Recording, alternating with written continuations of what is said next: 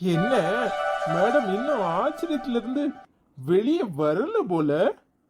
என்ன அந்த வீட்டை காட்டிட்டு நீங்க இப்படி இவ்வளோ டெக்கரேட்டிவா இங்கே ரூம் ரெடி பண்ணுவீங்கன்னு நான் கொஞ்சம் கூட எதிர்பார்க்கல. ஏங்க வேணும்னே எல்லாமே எனக்கு தெரியாம தான் செய்வீங்களா? ஏய், இது என்னோட ஐடியா இல்ல, இது எல்லாமே எங்க அப்பாவோட ஐடியா. இது எல்லாம் அரேஞ்ச் பண்ணது அப்பா தான். ஏ நிஜமாவே நான் எனக்கு அந்த சின்ன வீட்டை பார்த்த உடனே ஆச்சரியமா இருந்துச்சு. அழகா இருக்கு, எங்க ஊர்லலாம் இருக்கிற மாதிரி இருக்கும்னு நினைச்சா பின்னாடி இவ்வளோ பெரிய வீடு இருக்குன்னு நான் கொஞ்சம் கூட எதிர்பார்க்கல. அதான் இப்ப பாத்துட்டல, எங்க அப்பா சும்மாவா? இங்க பாரு, நமக்கு பார்த்து பார்த்து ஒவ்வொரு அரேஞ்ச்மெண்ட்டையும் பண்ணியிருக்காரு. நீ ரொம்ப ஹாப்பியா இருக்கணுங்கிறது தான் எங்க அப்பாவோட ஆசை. நீ இந்த சேலையில எப்படி இருக்க தெரியுமா? அம்புட்டு அழகா இருக்க. இந்த நகை உனக்கு ரொம்ப அழகா காட்டுது. அப்போ நான் நகை போடாம நல்லா இல்லைன்னு சொல்ல வர்றீங்க? அப்படி இல்லை மகா, இந்த ஹேர் ஸ்டைல் இது கொஞ்சம் வித்தியாசமா நல்லாவே இருக்கு. பின்ன உனக்கு 2 பேரை கூட்டிட்டு வந்து மேக்கப்புக்குன்னு இப்படி உட்காந்து உட்காந்து 1.5 மணி நேரம் என் தலையை அவுத்து அவுத்து அப்படி இப்படி என்னமோ தேய்ச்சி கொண்டைய தூக்கி வாரி இப்படி பண்ணுனா பிறகு நல்லா தான் இருக்கும். அதுவும் இல்லாமல் புடவையை இவங்க அவுத்து அவுத்து அப்படி கட்டி இப்படி கட்டுன்னு கட்டி விட்டு ஏங்க இதுக்கெல்லாம் எம்புட்டு காசு போகும்? ஏன் இப்படியெல்லாம் ஆட்களை அனுப்பி விடுறீங்க? அதுவும் எங்க அப்பா ஏற்பாடு தான். உனக்கு புடவையில இருந்து எல்லாமே பார்த்து பார்த்து எங்க அப்பா தான் ஒவ்வொரு நகையும் செலக்ட் பண்ணாரு தெரியுமா? இது நல்லா இருக்கும், இது நல்லா இருக்கும், என் மருமகளுக்கு இது போட்டா அழகா இருக்கும்னு. அப்பா கூட போனது மட்டும்தான் நானு. இந்த கலர் சேலை அப்பாக்கு ரொம்ப பிடிக்கும். ஆரம்பத்துல எங்க அம்மாவோட வெட்டிங் சாரி வேற இந்த கலர் தான். ஆனா எங்க அம்மா கல்யாணத்துக்கு மட்டும்தான் அந்த சேலையை கட்டியிருந்தாங்க. அதுக்கப்புறம் இந்த கலர் புடவை அவங்களுக்கு பிடிக்கிறதே இல்லை. அதனால அப்பா அடுத்தபடியா மருமகளுக்கு எடுத்து கொடுத்துருக்காரு. ஆமா பாவங்க. ஏ, இல்ல உங்க அம்மாக்கு பார்த்து பார்த்து வாங்கி கொடுக்குறாரு. ஆனா உங்க அம்மா எதையுமே அவங்க விருப்பப்பட்டபடி உங்க அப்பா விருப்பத்துக்கு செய்யறதில்லல, அதை சொல்ல வந்தேன். அதுக்கு என்ன செய்யறது? எல்லாரும் ஒரே மாதிரியா இருப்பாங்க? இல்ல உன்ன மாதிரியே எல்லாரும் இருப்பாங்களா என்ன? ஆமா, ஏதாவது சாப்பிடுறியா? அதெல்லாம் ஒன்றும் வேண்டாம். இந்த ரூமை டெக்கரேட் பண்ணது உங்க தம்பியும் டேவிடும் தானே? ஆமா, அதுக்கு என்ன? இல்ல கேட்டேன், இவ்வளோ பூவை இப்படி கொட்டி வச்சிருக்காங்களே அதனால கேட்டேன். ஆமா ஆமா, பூவுக்கு பூவால அலங்காரம் பண்றதுக்காக வச்சிருக்காங்க. ஏங்க பால் எடுத்து தரவா, குடிக்கிறீங்களா? அதெல்லாம் ஒன்றும் வேண்டாம், அப்புறமா குடிப்போம். கொஞ்ச நேரம் இப்படியே உன்னை பார்த்து ரசிச்சுட்டே இருக்கேன். அப்படி என்ன இருக்குது என் முகத்துல? அது எனக்கு மட்டும்தான் தெரியும். தெரியட்டும் தெரியட்டும். மகா, உனக்கு என்னை எம்பிட்டு பிடிக்கும்? எனக்கு உங்களை ரொம்ப பிடிக்குங்க. ஆனால் எம்பிட்டுலாம் எனக்கு சொல்ல தெரியல. எனக்கு ஆச்சரியமா இருக்கு மகா. இவ்வளவு நாளும் நீ எனக்கு எப்படி கிடைச்சேன்னு நான் நினைச்சு பார்க்கும்போதெல்லாம் எனக்கு ரொம்ப ஆச்சரியமா இருக்கு. இதை என்னால இப்ப கூட ஜீரணிக்க முடியல. உன்னை விரும்பினது மட்டும்தான் தெரியும். ஆனா இந்த கல்யாணம் நடந்தது கூட எனக்கு ரொம்ப அதிசயமாகவும் ஆச்சரியமாகவும் தான் இருக்கு. எவ்வளவு சீக்கிரம் எப்படி இல்லாமோ நடந்து நம்ம கல்யாணம் முடிஞ்சிருச்சுல்ல. நீ எனக்கு கிடைப்பன்னு நான் கொஞ்சம் கூட நினைக்கவே இல்லை. எப்படியாது நீ எனக்கு கிடைக்கணும்னு மட்டும்தான் என் மண்டைக்குள்ள இருந்துச்சு. உன்னை ஒவ்வொரு நேரமும் பார்க்கும்போதும் ஐயோ நீ எப்ப என் கூட இருப்பேன்னு தான் எனக்கு தோணும். அதான் இப்போ உங்க கூடயே தானே இருக்கிறேன், பின்ன என்ன ஏன் கவலைப்படுறீங்க? இத கவலைன்னு சொல்ல முடியாது, ஏக்கம்னு சொல்லலாம். ஐயாக்கு ரொம்ப தான் ஏக்கம். என்ன, ரொம்ப நாளா காத்து கிடந்து நீ எனக்கு கிடைச்சிருக்க, பின்ன அந்த ஏக்கம் இருக்க தானே செய்யும். இருக்கட்டும் இருக்கட்டும், உங்க ஃப்ரெண்டு 8 வருஷமா காத்திருக்கார்ல, அப்ப அதை என்னன்னு சொல்றது? அவன் ஒரு லூசு பைய. அவன மாதிரிலாம் என்னால முடியாது. ஓ சரி, இப்படி விடிய விடிய பேசிட்டே இருக்கிறதா உத்தேசமா? புரியுது புரியுது. போங்க. ஏங்க, என் தங்கச்சி உங்ககிட்ட பேசினாளா? ஏய், இப்ப எதுக்குடி அவளை ஞாபகப்படுத்துற? இல்லைங்க, அவகிட்ட பேசணும்னு ஆசையா இருந்துச்சு, அதான் கேட்டேன். இதெல்லாம் நாளைக்கு பேசிக்கலாம். இப்ப நிறைய வேலை இருக்கு. முதல்ல போய் லைட் ஆஃப் பண்ணிட்டு வாங்க. வந்துருவோம். அக்கா, போன் அடிக்க அடிக்க 2 பேரும் போன் எடுக்க மாட்டேங்கானுங்க. எனக்கு என்னமோ சந்தேகமா தான் இருக்கு. இன்னைக்கும் அண்ணன் அண்ணியும் ஜாலியா யார் தந்திரமும் இல்லாம சந்தோஷமா இருக்கட்டும்னு நினைச்சிட்டு வரமாட்டேக்கானுங்கன்னு நினைக்கேன். சரி, நல்லா தானே இருக்கு இன்னைக்கும், நாளைக்கு போய்க்கலாமா? நீங்க பொறுங்க, எப்படியும் வந்துருவாங்க. பாவி பேலுக போனை எடுக்க மாட்டேக்கானுங்களே. ஒருவேளை இன்னைக்கும் நம்ம இங்கேயே ஸ்டே பண்ணட்டும்னு நினைச்சிட்டாங்கன்னு நினைக்கிறேன். மகா, இன்னைக்கும் இங்கேயே இருந்துருவோமா? சும்மா இருங்க, உங்க அத்தை வேற தேடிட்டு இருப்பாங்க. எனக்கு கையும் ஓட மாட்டுக்கு, காலும் ஓட மாட்டுக்கு. அத்தை என்ன சொல்லுவாங்களோன்னு ஒரு மாதிரி பயமா இருக்கு. ரொம்ப பயமா இருந்தா என்னை கட்டி பிடிச்சுக்கோ, பயமெல்லாம் போயிரும். சும்மா இருங்க, எப்படியும் வந்துருவாங்க. விட மாட்டியே. என்ன மாமா போன் பண்ணியா? எங்கடா போயிட்டீங்க? இப்ப என்னடா அவசரம்? இன்னும் 2 நாள் 2 பேரும் இங்க இருந்துட்டு வருவீங்கன்னு பார்த்தா இப்படி போன் போட்டுக்கிட்டு பேக்கையும் தூக்கி போட்டுக்கிட்டு கிளம்பி நிக்கிற. ஆறடிதான். ஆனா உன் தங்கச்சி பாடா படுத்தி எடுக்கிறா. வீட்டுக்கு போகணுமாம்ல. என்னம்மா ரொம்ப தொந்தரவு பண்றானா? அப்படியா சொன்ன? வாங்கண்ணே, நீங்க வேற. அங்க அத்தை என்ன சொல்லுவாங்களோன்னு எனக்கு பயமா இருக்கு. என்ன ஏதுன்னு ஒன்றும் தெரியல. ஃபோனை வேற வச்சுட்டு வந்துட்டேன். இவர் வேற அவங்க ஃபோன் அடிச்சா எடுக்க மாட்டேங்கிறாரு. அதான் சரி இன்னைக்கே கிளம்பிடலான்னு சொன்னேன். மாமியாருக்கு ஏத்த மருமகள் தான். அட பாவி அண்ணா, அதுக்குள்ளேயுமா கிளம்பிட்ட? இல்ல, நான் எங்க கிளம்புறேன்னு சொன்னேன். இந்த ஒருத்தி நிக்கிறா பாரு, வீட்டுக்கு போகணும் வீட்டுக்கு போகணுங்கிறா. இந்த சின்ன பிள்ளைங்க அலுமை அந்த மாதிரி. என்ன அண்ணி நீங்க? அம்மா தொந்தரவு இல்லாம கூட 2 நாள் ஜாலியா இங்க இருக்கலாம்ல. நானும் டேவிட்டும் கூட 2 நாள் நிம்மதியா இங்கேயே இருந்திருப்போம். ஒருவேளை அண்ணி எனக்கும் கல்யாணம் முடிஞ்ச பிறகு நாம எல்லாரும் சேர்ந்து திரும்பவும் மறுபடியும் ஹனிமூன் ட்ரிப்புக்கு வரலான்னு நினைக்கிறாங்களோ என்னமோ. ஆசைதான் பொழப்ப கெடுக்கு. இங்க பாரு, முதல்ல என் மாமனாரு பொண்ணு கொடுக்கட்டும், அப்புறம் உன் கூட சேர்ந்து வர்றத பத்தி நான் யோசிக்கிறேன். அட பாவி அண்ணா, ஏன் உனக்கு இத்தனை வைத்தறிச்சல்? அந்த ஆளு பொண்ணு கொடுக்காரு கொடுக்கல, என் கல்யாணம் கண்டிப்பா நடக்கணும். நீ மன்னிச்சிருங்க. உங்க அப்பாவை உங்க முன்னாடியே ஆளுன்னு சொல்லிட்டேன். சாரி, தப்பா நினைச்சுக்காதீங்க. சொல்லிட்டு மன்னிப்பு கேக்குறீங்களா? அவ எப்பவுமே அப்படித்தாமா. இன்னைக்கு வீட்டுக்கு போறது நினைச்சாலே பயமா இருக்கு. பயமா இருக்குல்ல, அப்புறம் என்ன, இன்னும் 2 நாள் இங்கேயே இருந்துட்டு போலாம்ல. சும்மா இருங்க, நீங்க வேற எதையாவது சொல்லிட்டு. அப்புறம் என்னடா, ஜாலி தானே? ஆமாண்ணே, நானும் கேட்கணும்னு நினைச்சேன். அண்ணி இருந்தாங்களேன்னு கொஞ்சம் அடக்கி வாசிக்கிறேன். நீங்க கிளம்புங்க. ஏதாவது கேட்டுக்கிட்டு வாயில நல்லா வந்துட போகுது. போய் பேக்கெல்லாம் எடுத்து வை. இதானே, வாய் திறக்க மாட்டியே, நீதான் சரியான கொழுக்கட்டையாச்சே. அப்புறமா மாப்பிள்ளை என்கிட்ட சொல்லுவான். சும்மா இருங்க, கிளம்புங்க. சரி சரி, வர்றோம். புரியுது புரியுது.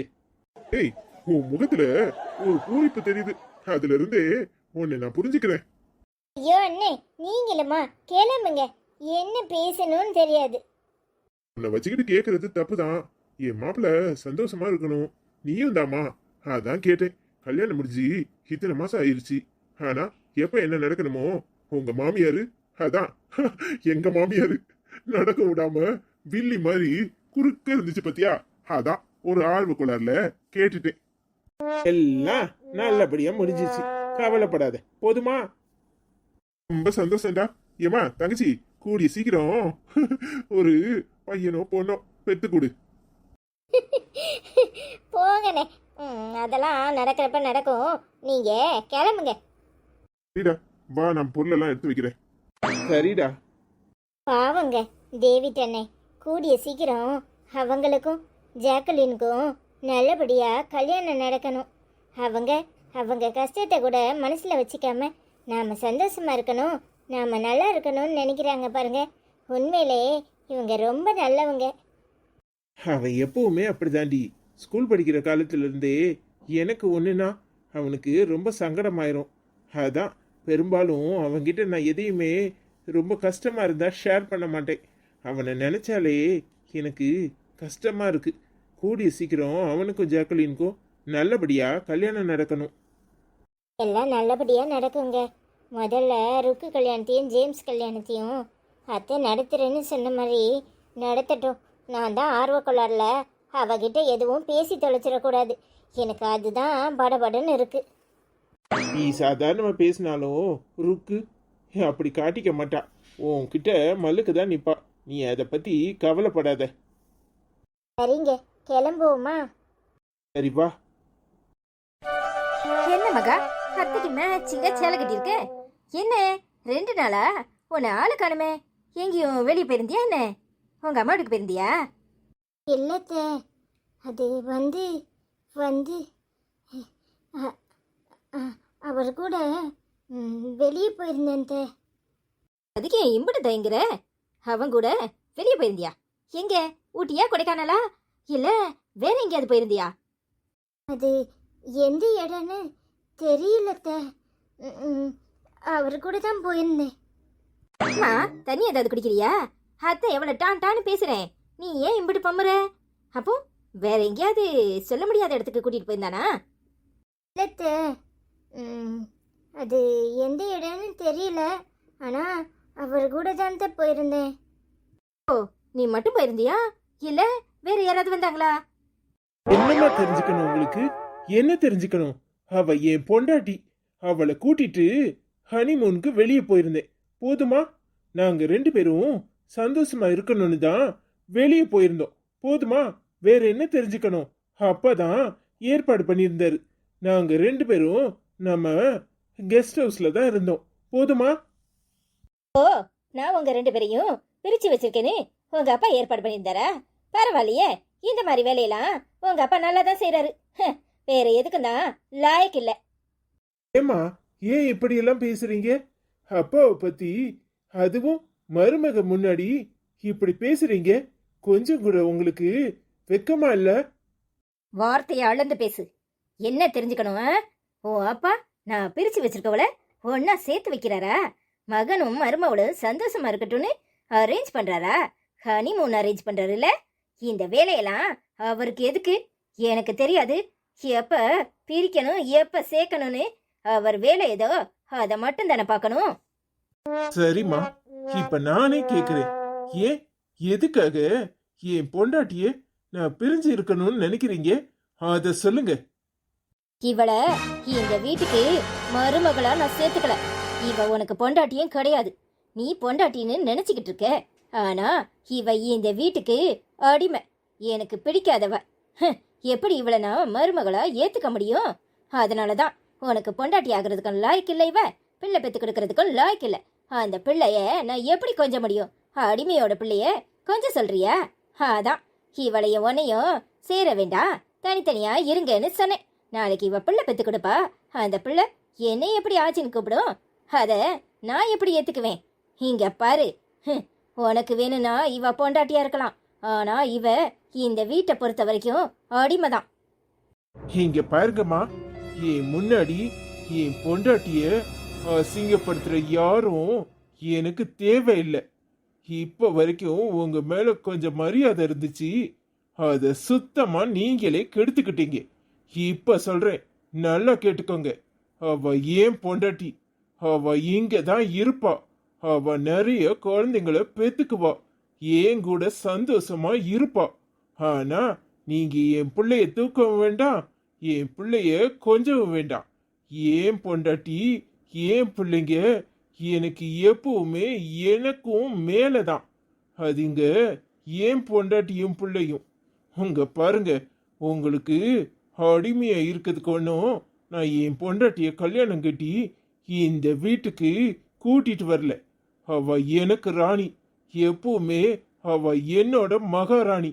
இங்க பாருங்க, இந்த மாதிரி இன்னொரு தடவை என்கிட்ட பேசுனீங்க, நான் மனுஷனா கூட இருக்க மாட்டேன்.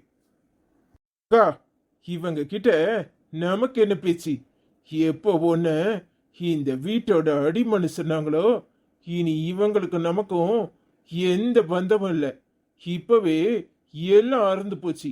இந்த வாயால இன்னொரு தடவை உங்களை நான் அம்மானு கூப்பிட மாட்டேன். அது என் மகா மேல சத்தியம். எப்ப நீங்க மனுஷியா மாறுறீங்களோ அப்ப நானும் இத திரும்ப பெத்துக்கிறேன். இங்க பாருங்க, இன்னொரு தடவை எங்க வழியில குறுக்க வராதீங்க. வா மகா. போடா போ. இன்னைக்கு இவளை பத்தி தெரியாது. இவளை நான் மருமகளா ஏத்துக்கிட்டேன்னு நினைச்சியா? என்னைக்கு போலீஸ் ஸ்டேஷன்ல தலை குனிஞ்சு என்ன நிக்க வச்சாலோ அப்பவே இவ எனக்கு மருமக இல்ல, அடிமைதான் நான் முடிவு பண்ணிட்டேன். சும்மாவா உள்ள ஏத்துக்கிட்டேன். இப்ப அவ தங்கச்சியையும் இங்க கூட்டிட்டு வர்றது எதுக்குன்னு நினைக்கிறேன்? இவளுக்கு போட்டியா அவளை உசுப்பேத்தி இவளை அசிங்கப்படுத்தி இந்த வீட்டை விட்டே துரத்துறனா இல்லையான்னு பாரு. நிறைய குழந்தையா பெத்துக்குவா, எப்படி பெத்துக்கிறான்னு நான் பாக்குறேன். ஏங்க ஆனாலும் நீங்க இப்படியெல்லாம் அவங்க கிட்ட பேசியிருக்க கூடாது. ஏங்க உங்களுக்கு இவ்வளவு கோவம் வருது? நான் அவங்க முன்னாடி என்ன சொல்றதுன்னு தெரியாம தான் அமைதியா இருந்துட்டேன். அவங்க பேசினா பேசிட்டு போறாங்க. இப்ப அடிமைன்னு சொன்ன உடனே நாம எங்க குறைஞ்சிட போறோம்? விடுங்கங்க. ஏனோ அத்தைக்கு என்னை கண்டா பிடிக்கல. ஒருவேளை நம்ம கல்யாணம் போலீஸ் ஸ்டேஷன்லயே நடந்து முடிஞ்சிருச்சுன்னு அவங்க இன்னும் கோவத்துல இருக்காங்களோ என்னமோ. அப்படி இல்ல மகா, அவங்க என்ன கோவமாவும் இருக்கட்டும், எனக்காக அவங்க உன்னை மதிச்சுதான் நடந்திருக்கணும். அவங்க உனக்கு மரியாதை கொடுக்காம இப்படி எல்லாம் பேசுவாங்களா? நீ ஏன் பொண்டாட்டி மகா. உண்மையிலே அவங்களுக்கு என் மேல பாசம் இருந்திருந்தா உன் மேலையும் அந்த பாசத்தை அவங்க காட்டித்தான் ஆகணும். சரி விடுங்கங்க. என்ன அவங்களுக்கு பிடிக்கல, ஆனா ருக்குவ மருமகளா ஏத்துக்கிறேன்னு சொல்லிட்டாங்கல்ல, அதுவே பெரிய விஷயம். அவங்க என்ன வேணாலும் சொல்லிட்டு போட்டோம். அதுக்காக அவங்க உங்க அம்மா இல்லாம போயிடுவாங்களா? எப்படிங்க? என் மேல சத்தியம் பண்ணி நான் அம்மான்னு சொல்ல மாட்டேன்னு நீங்க சொல்லுவீங்க? அவங்களுக்கு எவ்வளவு வருத்தமா இருக்கும். அவங்களுக்கெல்லாம் எந்த வருத்தமும் இருக்காது மகா. நீ அவங்கள பத்தி தெரியாம பேசுற. அவங்க இன்னும் உனக்கு என்ன கெடுதல் பண்ணலான்னு தான் யோசிப்பாங்க. அவங்க குணம் உனக்கு தெரியல மகா. நானும் அம்மாவாச்சே எதுவும் சொல்லக்கூடாது, அவங்களா திருந்துவாங்கன்னு நினைச்சேன். ஆனா அவங்க இன்ன வரைக்கும் திருந்தவே இல்லை மகா. இப்ப அவங்க பேசுறதுல இருந்தே அவங்க குணம் தெரியல. சரிங்க விடுங்க. எனக்கு தான் நீங்க இருக்கீங்கல்ல, நீங்க என்ன மகாராணியா வச்சுக்குவேன்னு சொல்லிட்டீங்கல்ல, அதுவே எனக்கு பெரிய சந்தோஷம். எனக்கு யார் என்ன சொன்னாலும் அதை பத்தி கவலை கிடையாது. நீங்க எனக்கு போதுங்க. ஐ லவ் யூ மகா. என்னால தாண்டி நீ உன் காதுல இப்படி ஒரு வார்த்தையெல்லாம் கேட்க வேண்டியதா இருக்கு. அது நினைச்சா என் மனசு வலிக்குது மகா. ஏங்க உங்க அன்புக்கு முன்னால யார் என்ன எது சொன்னாலும் எனக்கு அது பெருசா தெரியாது. நீங்க தேவையில்லாம வருத்தப்படாதீங்க. எனக்கு நீங்க போதுங்க. நீங்க என்னை ரொம்ப சந்தோஷமா வச்சிருக்கீங்க. நான் ரொம்ப சந்தோஷமா இருக்கேங்க. எனக்கு இதை விட என்ன வேணும்? ஐ லவ் யூ மகா. நீ என் பொண்டாட்டி. உன்னை நான் எப்பவுமே விட்டு கொடுக்க மாட்டேன். நீ எப்பவுமே எனக்கு மகாராணி தாண்டி. சரி சரி, வருத்தப்பட்டுட்டே இருக்காதீங்க. நான் போய் உங்களுக்கு சாப்பிட ஏதாவது எடுத்துட்டு வரேன். எனக்கு பசிக்கல மகா, கொஞ்ச நேரம் ஆகட்டும், அப்புறமா 2 பேரும் சேர்ந்தே போவோம். சரிங்க, குளிச்சுட்டு வாங்க. இதையே நினைச்சுக்கிட்டு இருந்தா நாம கவலைப்பட்டுட்டே தான் இருக்கணும். நம்ம வேலையை நம்ம பார்த்துட்டு போயிட்டே இருக்கணுங்க. நமக்கு பிடிக்காத வார்த்தைகள் எல்லாம் மனசுக்குள்ள நம்ம நினைச்சுக்கிட்டே இருக்கக்கூடாது. இதை பத்தியெல்லாம் கவலைப்படாதீங்க. நீ உண்மையிலே கிரேட் மகா. உன்ன மாதிரி இருந்துட்டா எந்த பிரச்சனையும் இல்லை. ஆமா, அதுக்காக பிரச்சனையே மண்டக்குள்ள போட்டு நினைச்சுக்கிட்டே வரப்பாங்க. ஏண்டிங்க நீங்க எப்படி இருக்கிறது எனக்கு பிடிக்கல. நீங்க எப்பவும் சிரிச்ச முகத்தோட இருக்கணும். சரி மகா,